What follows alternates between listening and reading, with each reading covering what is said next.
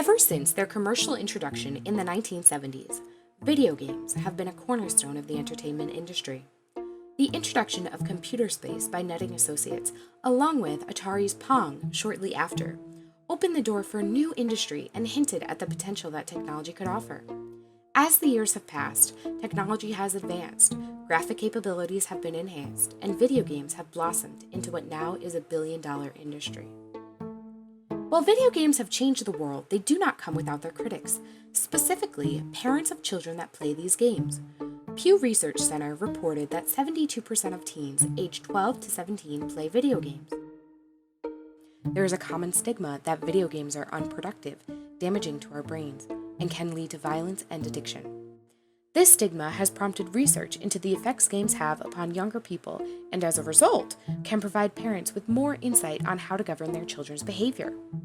One concern among parents is the excessive use of video games and the amount of time their children spend playing. A European study suggests a 1.6% increase in internet gaming addiction in adolescents aged 14 to 17 years old since 2013.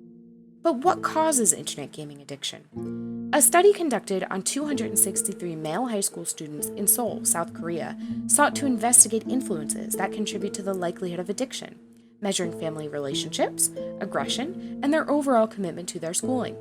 The study found that family conflict and commitment to school directly correlates with the likelihood of addiction. It also found that the more academically committed the student, the less likely it was that they would develop an internet gaming addiction. Overall, this indicates that the problematic gaming may be a symptom of underlying problems, rather than a problem in itself. In fact, video games have been shown to benefit cognition. A 2013 study where participants played Super Mario 64 for 30 minutes a day over the course of 2 months demonstrated cognitive growth. Super Mario 64 is a platformer game in which the main characters move through levels by strategically solving puzzles.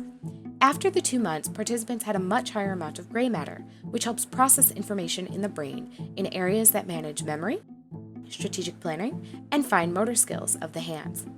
Furthermore, this suggests that video games could be therapeutic for those who suffer from certain neurodegenerative illnesses that affect gray matter, such as post-traumatic stress disorder and schizophrenia.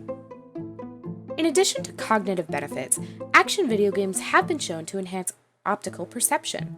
In particular, over 58% of participants of a study by University of Rochester's Daphne Bavier could interpret minor differences in contrast between shades of gray, a skill that declines with age.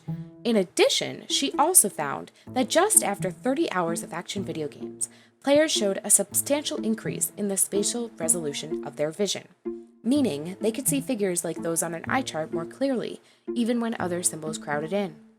Furthermore, the visual improvements in contrast sensitivity lasted for months and years after their gameplay had finished. Benefits of games are not restricted to children either. Surgeons who play action video games have been shown to complete surgery more quickly and with fewer errors. Furthermore, as technology improves, more surgeries require the use of cameras and small machinery. A study on laparoscopic surgeons found that video games trained for the similar tasks and interfaces they would be working with in their profession. The results showed that younger surgeons that played action video games had faster rates of completion and lower rates of error.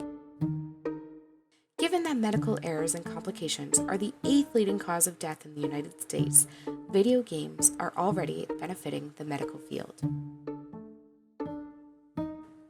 Like technology, video games are here to stay, and they are constantly evolving.